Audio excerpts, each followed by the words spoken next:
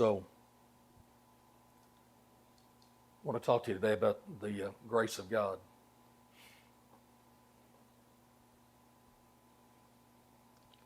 Genesis chapter 6, verse 8.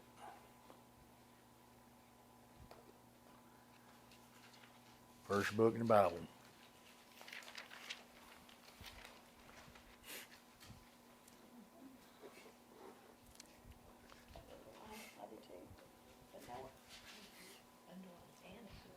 And in fact, this is the first time the word grace is used in the Bible.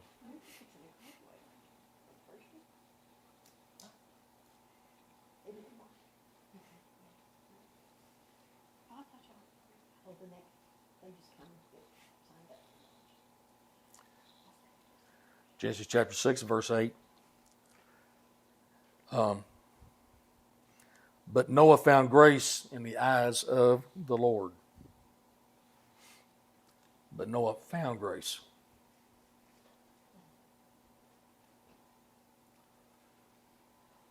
And the strange thing is, he wasn't really looking for it. If you go back and read the story of Noah's world there, all of this stuff was going on. Let's just back up in verse 2, chapter 6, verse 2. Well, I guess I better start in verse 1. Chapter 6, verse 1. And it came to pass when men began to multiply on the face of the earth, and daughters were born unto them. Now look here. That the sons of God saw the daughters of men, that they were fair, and they took them wives of all which they chose. The sons of God saw the daughters of men.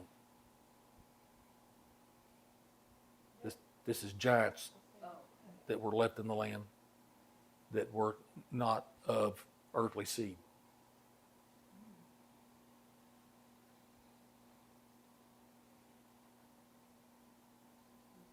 I know. I'm trying to let it sink in. But it said sons of God. Yes. So God had other sons. They were heavenly creatures. Okay, so they were like angels. They walked the earth. Fallen angels. Right. Fallen angels, they were bad boys. And then they thought women were fair.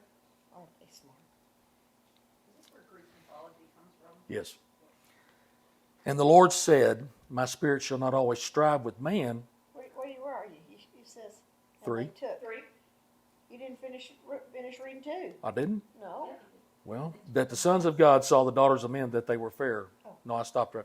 Well, I did, but took up again. And they took them wives of all which they chose. Didn't say anything about the Lord choosing it for them. And the Lord said, my spirit shall not always strive with man, for that he also is flesh, yet his days shall be 120 years. And so God was not limiting man to 120 years of life at that point. He was saying this generation, the population that's on the earth right now, has 120 years, and I'm going to clean it off. That started the countdown to the flood. Right. But you know why he did that? Because of the fact that they were part angel and part human. Yes. That's chaos. Yeah. He did what? This was for the flood where he killed everybody, but that he had to do that because they were part angels and part human. Oh, I see. Verse 4. There were giants in the earth in those days. That's the children that came from the son of man and the daughters of I bet the son of Goliath God. was one of them, wasn't he? Yeah, Gath. There were giants in the earth in those days, and also after that, when the sons of God came in unto the daughters of men, and they bare children to them, the same became mighty men which were of old, men of renown. So the giants were the offspring? Yes. So you sometimes hear about women talking about devils coming to them in the middle of the night. You want to talk about that, Mom? Not really.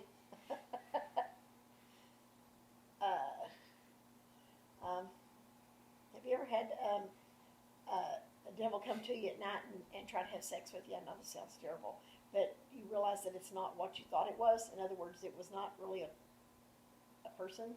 Or a lot of times it comes and it tries to look like him, but then it turns out being somebody else or something else. And I've seen parts that were not of human, And so women end up and I run. thinking that it's them and there's a blemish in them. We take it that there's something wrong with us, Right. but really the devil's trying to find a way in. Well, I mean, it's just like here, like. Exactly. They were desiring the daughter, I mean, it didn't say necessarily that the daughters of They were men desiring the were giants. desiring- No, it's right. opposite. The giants were wanting them. Does that make sense? Because sometimes the devils will come and portray themselves as something to try to have sex with you in the middle of the night. Because you're relaxed and you're not on guard. So, yeah. Is that good enough? And I hope so. And God saw that the wickedness of man was great in the earth, and that every imagination of the thoughts of his heart was only evil continually. And it repented the Lord that he had made man on the earth, and it grieved him at his heart, and it repented the Lord. Wow. Shub. So he had not made a mistake. He wasn't repenting and asking for forgiveness for making man. It repented him because man was in this condition. So he shubed is the Hebrew word. Y'all are familiar with that. He returned to the starting point. That's why he did the flood. That's why he did the flood. Huh. It repented him. He went back to the starting point. He's like, we've got to start over. They're gone. Their imaginations are given over.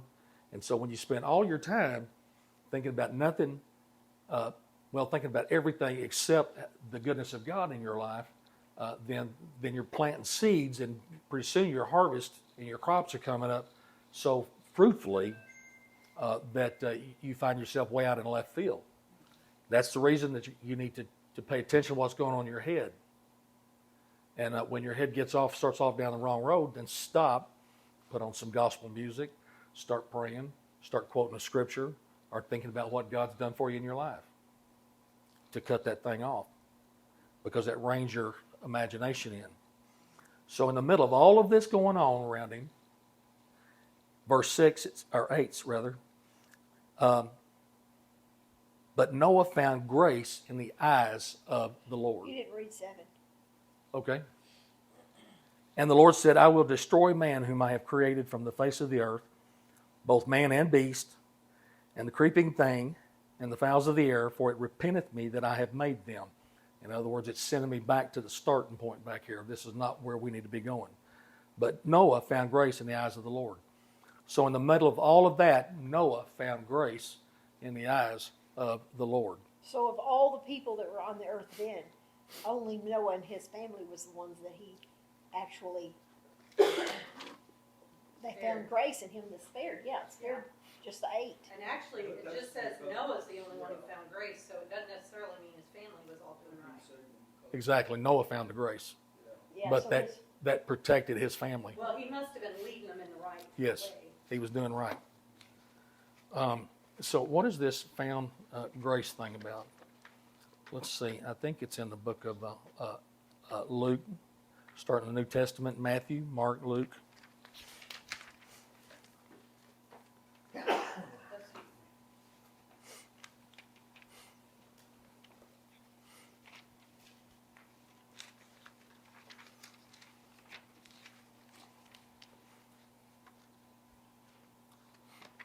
So how do you find grace in the eyes of the Lord? Let's see. Well, grace is a gift, so you can't do anything to earn it. It's given because That's exactly right. You can't earn it. I can't articulate it. He gives it because of his goodness, not because of mine. Well, mercy, doesn't it? Yeah, mercy ushers in what we don't deserve. I'm looking for the scripture where Mary was found with child of the Holy Ghost.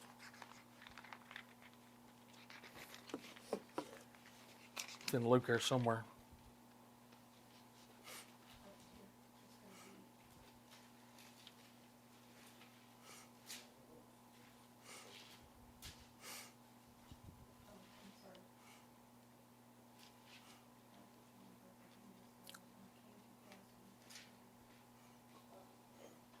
chapter 2.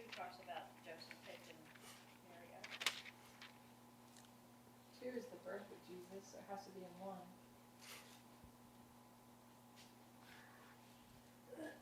It's Luke 1.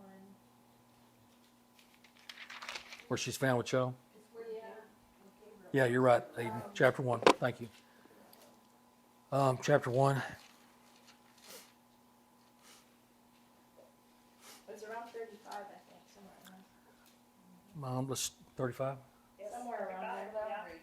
Yeah. And the angel answered and said unto her, the Holy Ghost Exactly, shall come 30, unto thee. 35. Exactly. 135. I'm in a New Bible.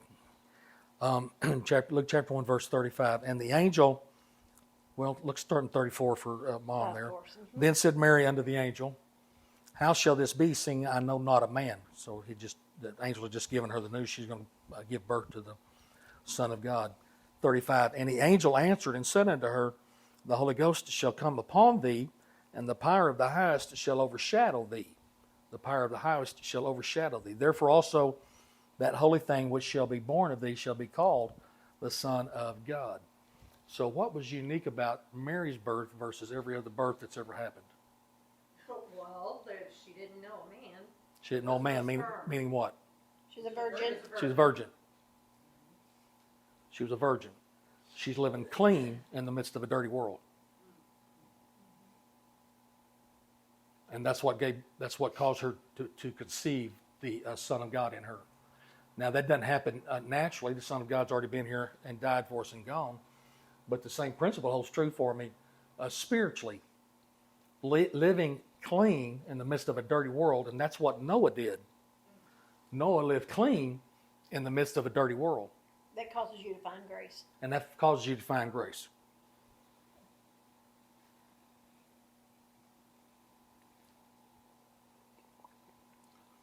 So he wasn't looking for it. He wasn't out trying to buy it. You can't buy it. But he found grace in the eyes of the Lord. And so here's the thing. As Noah did, we are called to do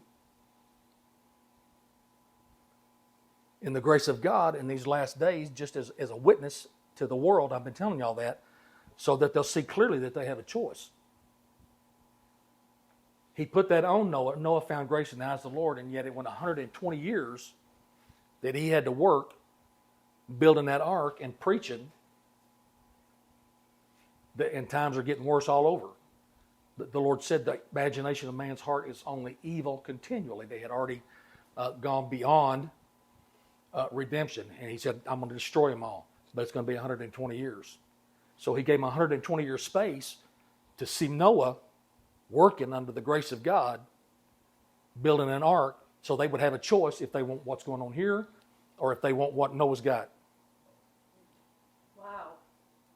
Wow, nobody did. His wife, 3 sons, and their wives. Even after it started to rain. Even after it started to rain. Wow.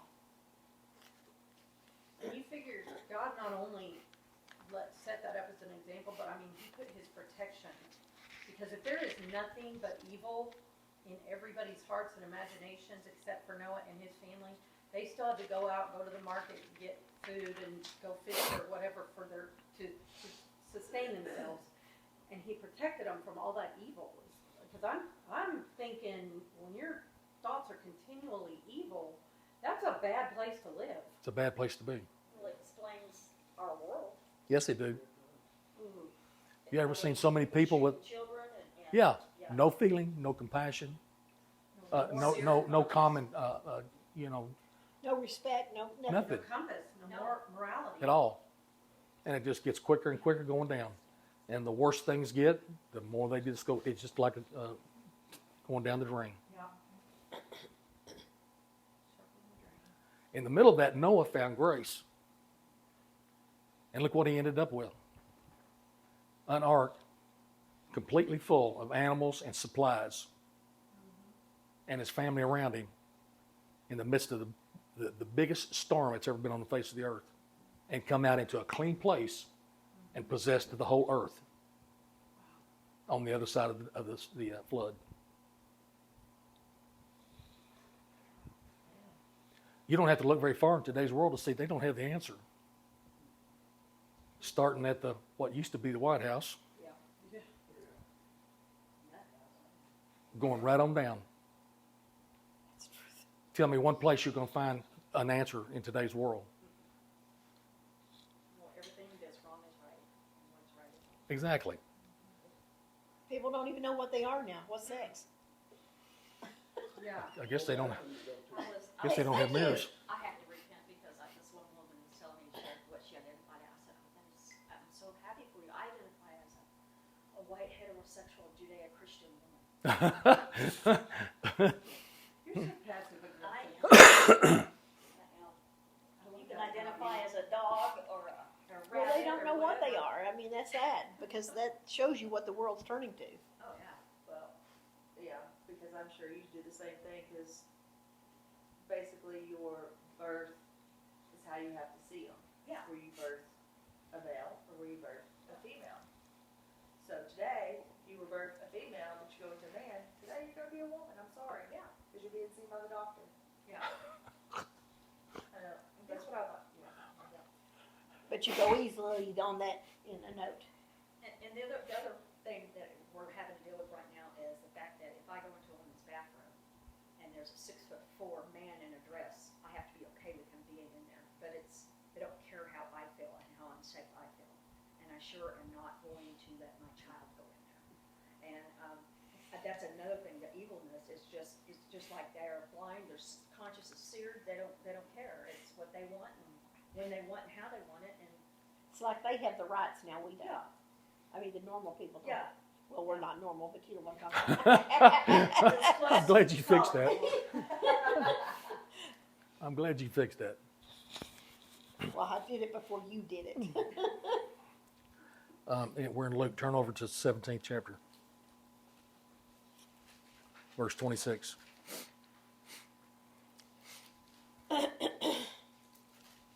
Luke chapter 17, verse 26. And as it was in the days of Noah, Why is it spelled different there? well, that's because it was in a Roman occupied territory, and the Greeks had some influence there. Oh, okay. If you want to see spelling changes, get the Geneva Bible. I've got a copy of it from there to what we have in English. I was telling Sandra Lane this week. You ever wonder about the translation, King James translation? Yes. It took 47 men 7 years to translate that Bible into what you have in your lap today. From the Geneva to this one. Because they went back to all the original documents. And so the Bible was written by 44 authors over a period of 1,500 years. And there's no mistakes in your Bible. Isn't that cool? That's cool. So I don't know where your beliefs come from, but I know where mine come from. Luke chapter 17, verse 26. And as it was in the days of Noah, so shall it be also in the days of the Son of Man. In other words, the days after, when Jesus was born, and the days after. As it was in the days of Noah, so shall it be also in the days of the Son of Man. 27. They did eat, they drank, they married wives, they were given in marriage until the day that Noah entered into the ark and the flood came and destroyed them all. Now, I think that we probably are there, aren't we?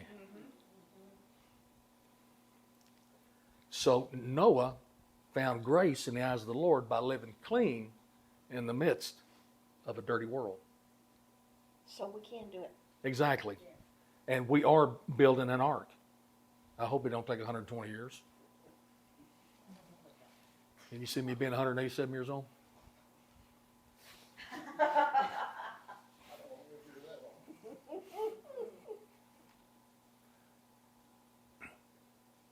And so Noah found grace in the eyes of the Lord, and also did the Virgin Mary, living clean in the midst of a dirty world. And we can live clean in the midst of a dirty world. And you sometimes feel like you're a failure. You know, nobody ever understands what I'm trying to say, and nobody gets this Christian thing. And you know, you wonder if anybody's going to really just sell out and give themselves to the Lord. And that doesn't mean do things exactly the way that I say. You just like, you know, you just get grieved when you look at somebody and you know exactly where it's going to end up if they don't change their life. Right. And that doesn't mean that I have to be their lifeline. I don't mean that I have to be their pastor, but I don't want anybody to perish in hell. Yeah, and you can, and when you see two people dealing in both sides of the world like this, it's like it's not going to work. You have to choose one or the other. So it's like you want to help them, but then yet you can't. They're not going to hear you. One's an anchor. Huh? One side's an anchor and one side's a ticket. Yeah, one side will pull you down, the other side will lift you up. So it's like, you try to help people, but it's going in one ear and out the other. So you just kind of like, nee. So Noah found grace, and he was able to build an ark, and he didn't have no blueprints. It reminds me of working for my wife. You don't get blueprints, you just get thoughts. And so It worked. he built an ark, and he furnished the ark with enough supplies for him and all of them animals and his family to survive through a flood that was 7 cubits above the tallest place on earth. That's big water. And so he did that because he found grace in the eyes of God. You can't hardly get through a day of work without losing your religion in today's world, especially if you work in a place like y'all do in public. How many weirdos you see come through there? 2 or 3?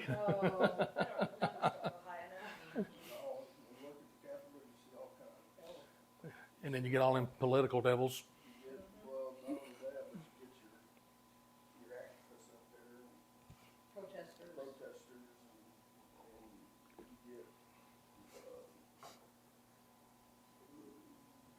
Palestinian people up there yelling and screaming throughout the whole Capitol to free their people and all that. I hope I say out loud, save Israel. They don't like that very much. If they can say it, they're not on it. If they got their voice, I got mine. So you understand when I say you need grace in today's world. Yes, absolutely. And so Matthew, Mark, Luke, John. Turn on over 2 more books. Matthew, Mark, Luke, or 1 more, I'm sorry, John chapter 1. John chapter 1 is an awesome book, or awesome chapter in the Word of God. And it kind of fits with Genesis chapter 1. Yeah, because it says in the beginning. Yeah, John chapter 1, verse 1. In the beginning was the Word, and the Word was with God, and the Word was God. In the beginning was the Word. The beginning God is what created all this world. So drop down to verse 14. And the Word was made flesh. Jesus Christ, the Word in flesh. He wasn't made a part of the part of the Word wasn't made flesh. It says the Word was made flesh and dwelt among us, and we beheld His glory. The glory is of the only begotten of the Father. Look here, what's Jesus full of? Full of grace and truth. Full of grace and truth. That's that ark that Noah got in. In verse 15, John bare witness of him and cried, saying, This was he of whom I spake. He that cometh after me is preferred before me, for he was before me.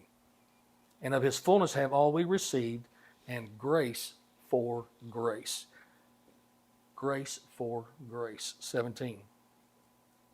For the law was given by Moses, but grace and truth came by Jesus Christ. So grace for grace. How am I going to reap a harvest of grace? Jesus. Huh? Have Jesus. Serve Jesus. How do I reap a harvest of grace? Huh? Have grace. Oh, you got to have it to reap it. Okay. Living clean in the midst of a dirty world. Jesus Christ came and He died at Calvary's cross. And the Bible said that in that while ye were yet sinners, before I was even born, before I even knew I had a problem, Christ died. And He died for people that's going to hate Him for way out into eternity. Because He was full of grace and truth. So living in the midst of a dirty world, when somebody is being trying to think of a nice word to describe an idiot. Whatchamacallit? Yeah, there. I should show grace to them. Noah found grace because he was planting seeds of grace in the midst of the dirty world he lived in.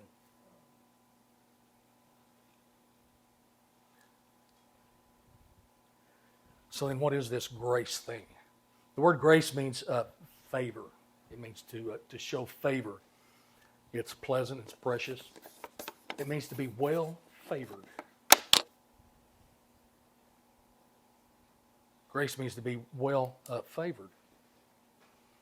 And this is what you drill down to the very bottom of it where it came from originally. Grace means to grant a favor. The English translators shorten it up to just favor a lot of times in the Bible, but it means to grant a favor. It means to feel sympathy and compassion.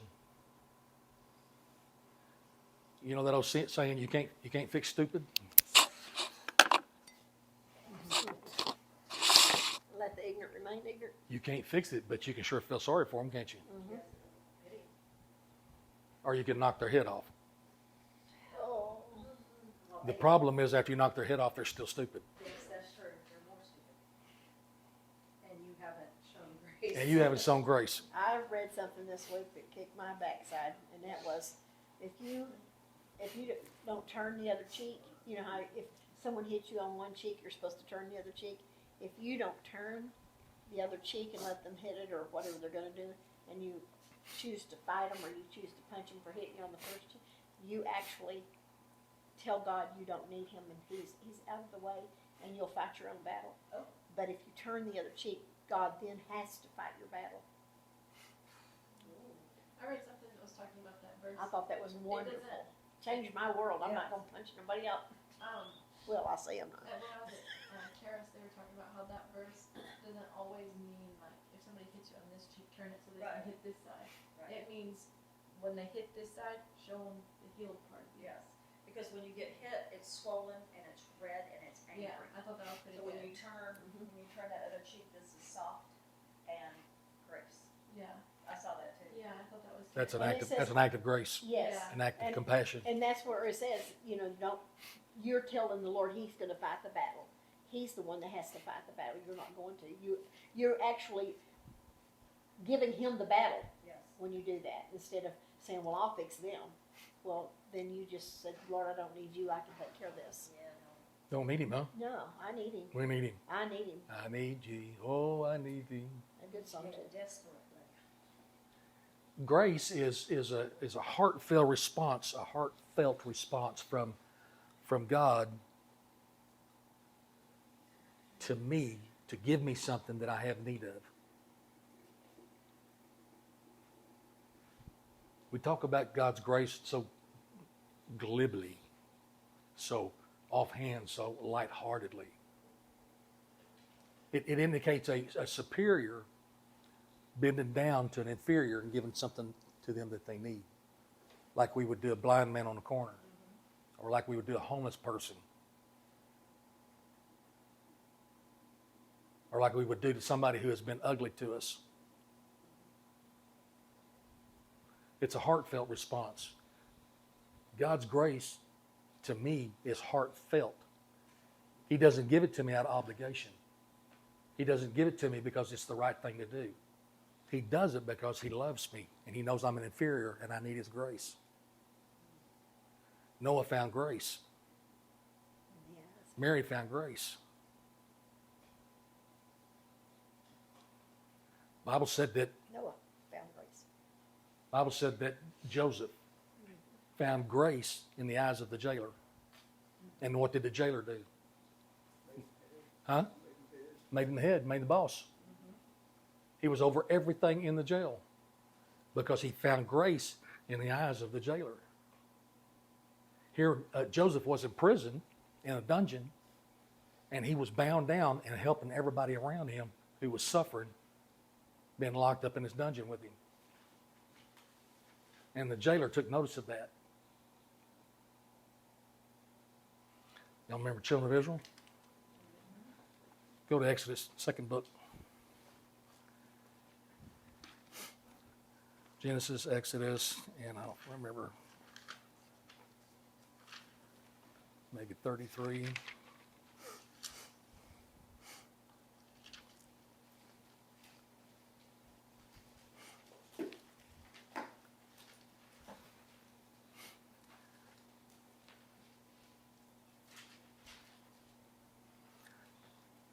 Exodus 33, verse 11. 33:11. And this is a conversation between the Lord and Moses, and they've got some discussion going on here in chapter 33, verse 11. And the Lord spake unto Moses face to face, as a man speaketh unto his friend. And he turned again into the camp, but his servant Joshua, the son of Nun, a young man, departed not out of the tabernacle. So Moses had met with the Lord in the tabernacle. Joshua was there. Moses went back to talk to the nation of Israel, and Joshua stayed in the temple. 13. 12. And Moses said unto the Lord, See, thou sayest unto me, Bring up this people, and thou hast not let me know whom thou wilt send with me. This is early on in the journey, before they come up to the River Jordan the first time. And Moses is like, you sent me out here and told me to bring all these people, but you ain't telling me who's going with me. Thou hast not let me know whom thou wilt send with me. Yet thou hast said, I know thee by name, and thou hast also found grace in my sight. So Moses found grace in the eyes of the Lord in the middle of bondage in Egypt, when 10 times Pharaoh refused to let his people go. Verse 14. And he said, the Lord... You skipping 13? Oh, no, I'm not. Thank you. Now therefore I pray thee, if I have found grace in thy sight, show me now thy way, that I may know thee, that I may find grace in thy sight, and consider that this nation is thy people. So Moses' motives here is correct. Show me your way, but not so I look like a big guy here, but so that I know how to take your people up out of the land, up out of Egypt to the land. 14. And he, the Lord, said, My presence shall go with thee, and I will give thee rest. And so when you have the grace of the Lord on you, you have that unmerited favor. When you have God's well-intentioned, heartfelt response to your need, there's no doubt which way you walk. And there's no doubt who's going to go with you. Now, y'all remember how long, back up to Exodus chapter 3. You remember how long Israel was in bondage? 400 years and some odd number there. Sorry. Wow. Hello? No, we're at church. Did you say 4? 3. Okay. 3 down to the end of the chapter, verse 20. Verse 20. Okay. And I will stretch out my hand and smite Egypt with all my wonders, which I will do in the midst thereof. And after that, he will let you go. After the firstborn was died, he went through 10 plagues. 21. And I will give this people favor in the sight of the Egyptians, and it shall come to pass that when you go, you shall not go empty. So they're in bondage and servitude. They're slaves for 400 plus years. I think it was 430 or something like that, 400 something. And so they didn't have anything, just bare necessities to live for 430 years under hard labor. Some of them probably stayed down there because they were working down in those vats and making bricks and stuff. Probably didn't even go home. Making brick in the slime. Yeah. And so the Lord said, look, when this happens, I'm going to give you favor with the Egyptians, and you're not going to go away empty. You're in the midst of slavery right now, but you're not going to go away empty. And so when they got ready to leave, after Pharaoh told them to let them go, all of their neighbors and all the Egyptians around them started giving them everything that they had need of. Just give them whatever they wanted out of their houses. It was their wages for all those years of slavery. They took enough stuff out with them that they could build the tabernacle. So they had enough gold and stuff, and even the mirrors and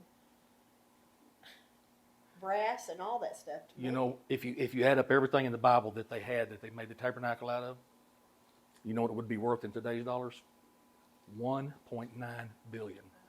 B. How many were there that left Egypt? 2.5 million. people. It's a lot of people to get gifts. I can't get two people to do the right thing at the same Hey, I time. mean, yeah. Because God's grace was on them. Wow. God met their need. They had to have a place to meet with Him. They had to have the substance to live out in the wilderness. They had never had to produce that on their own. The only thing they produced was brick and built cities for Pharaoh. And He gave them everything they had need of. He paid them for all their wages. So just because somebody's sticking it to you and not doing you right doesn't mean that God's grace is not on you. We talk about God's grace. Noah found favor and he lived through the flood and came out with everything he needed on the other side, and everything the earth produced was just there for him. Well, just guess what? Then if we find favor with God and we get the grace, then God will lead someone to give us a building. Exactly what I'm talking about. In His last days, you will have enough to build an ark.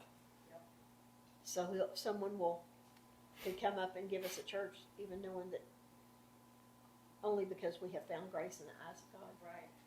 And how do you find grace in the eyes of God? Have grace. Have the grace, living clean in the midst of a dirty world. Just because every billboard you drive past has got some kind of ugly something on it doesn't mean I have to take that on.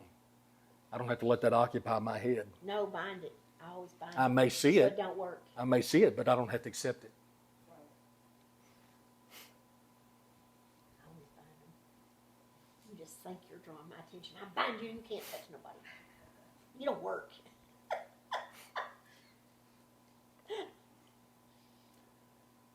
The Bible said in 2 Chronicles chapter 16, verse 9, you don't have to... You know what? It must be God wanting me to stay home. I mean, it must be the devil wanting me to stay.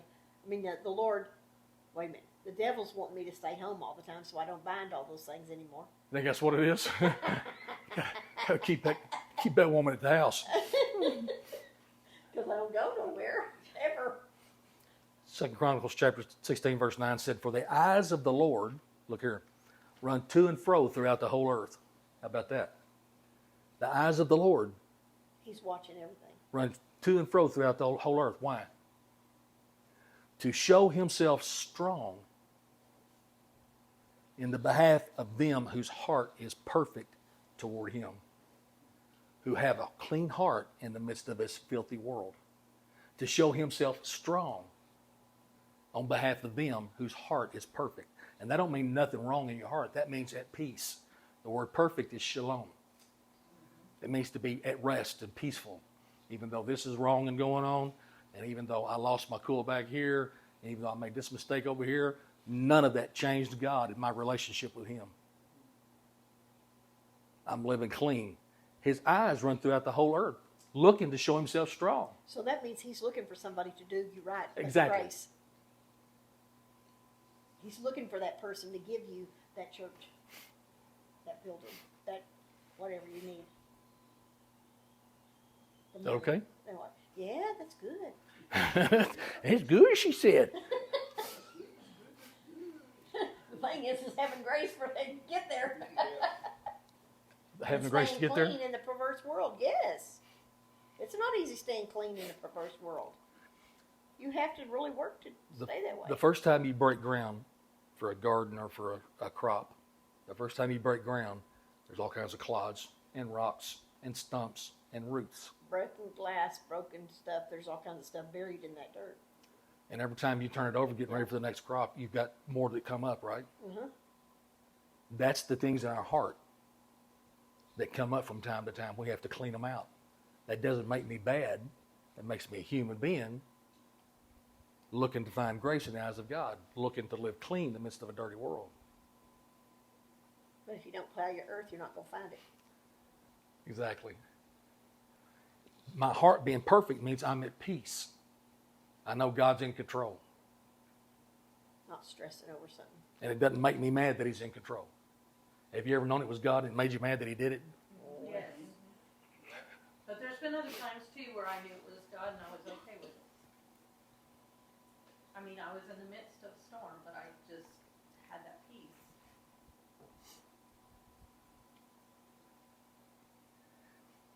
Daniel chapter 11. Daniel's close to the end of the New Testament there. When the books start getting little after Isaiah and Jeremiah, Ezekiel, Isaiah, Jeremiah, Lamentations, Ezekiel, Daniel. Is it before Psalms Huh? or after Psalms? After Psalms. Psalms, Proverbs, Song of Solomon. Ezekiel, but found it. Just come open there. Oh, Daniel. Crap, I thought he said, okay, found it. I already said Ezekiel. Okay, okay. Did you find it on the tab? Ezekiel what? Daniel, Daniel what? 4. Sorry. No, sorry, 11. That heathen woman leading me astray here. You better watch me. Daniel 11 and 32. Now Daniel, he's the one with the lion's den. That's a good one. And his 3 friends got thrown into a fiery furnace. He was taken captive, and he's living in a heathen land. He had been removed from the promised land. In Daniel chapter 11, verse 32. And such as do wickedly against the covenant shall he corrupt by flatteries. Doing wickedly against the covenant between the Lord and his people. Those that do wicked against the covenant, he will corrupt them by flatteries. In other words, he'll let them be led astray by some strange spirit, some strange fire when they break the covenant. And the covenant all boils down to, it could be called a covenant of peace. We call it a covenant of life. It's a covenant of peace. It means to be staying at peace and knowing that God's in control and he's bigger than me and all of the garbage that's going on around me. And such as do wickedly against the covenant shall he corrupt by flatteries. But look here. But the people that do know their God shall be strong and do exploits. What does that mean? Exploits means great, big, huge things. Okay. The people that do know their God shall be strong and do exploits, because the eyes of the Lord are running to and fro through the whole earth, looking for those whose heart is perfect to show himself strong for them. Leap tall buildings with a single bound.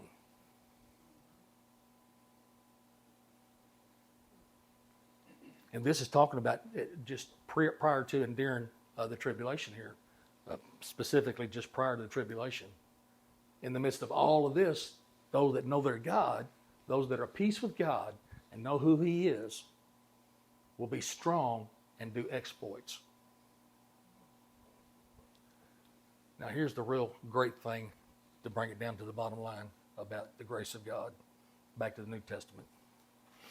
Matthew, Mark, Luke, John, Acts, Romans, and then there are 2 Corinthians, 1 Corinthians and 2 Corinthians.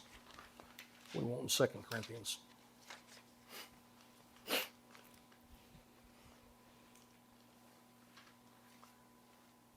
Second Corinthians chapter 9, verse 8.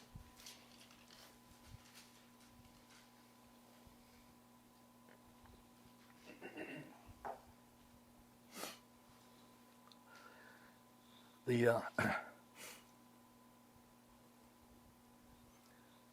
8th and 9th chapter of 2 Corinthians is all about finances, but we're in 2 Corinthians 9, verse 8.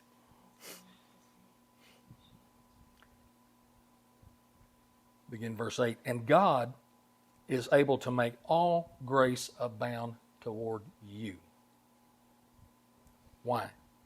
That ye, always having all sufficiency in all things, may abound to every good work. Not just religious good works.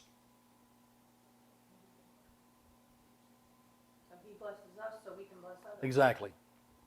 Blessed to be a blessing. I'm blessed to be a blessing. I find grace, I plant grace, and I find favor in his eyes. I find grace in his sight so that I can be a blessing. Look how Noah was a blessing. Look how Moses was a blessing. He brought 2.5 million out of bondage. Joseph in the prison was a blessing. Joseph in Potiphar's house was a blessing until Potiphar's wife got a spirit of lust on her. So we're given grace so that we can have all sufficiency in all things. May abound to every good work. 9. As it is written, he hath dispersed abroad, he hath given to the poor, his righteousness remaineth forever. Now he that ministereth seed to the sower, both minister bread for your food, and multiply your seed sown. So he gives you grace for your food, and he multiplies your seed for you to plant another harvest. And I've used this analogy before. When you plant a corn kernel, scientists, agricultural experts say that anywhere from 700 to 900 seeds are produced from that one seed. There's most of the time 3 ears of corn to a plant. And so every time I plant 3 or 4? You said 3. Did I? He said 3, and I'm going, that's 4. Okay, so is it 3 or 4? Uh-huh. Uh-huh, okay. Okay. And so there's grace there to feed me, all sufficiency for me, so that I can be fruitful to all good works. Now, if I eat all 3 of those ears of corn, and I don't take some of them seeds, what am I going to have next year? None. So you have bread and seed. So I have bread and seed. And how did they teach you, say that, Karis, if he can get it to you, or no? If they can get it If through he- you. if he can- If they can get it through you, they'll get it to you. Not Yes. through you. Sorry. He can get it through you. He'll get it to you. Problem is, it gets hung up on our sticky hands. Yeah. Yep, it does. Like Andrew Womack said one time, he said, I went to these people's house and their bathroom was their master bath as big as my house. And I'm like, how much room do y'all need to do your business? Apparently a lot. Must have an audience. Yeah, they do a dance as they do yours. I guess. Well, I did that just fine in a little way.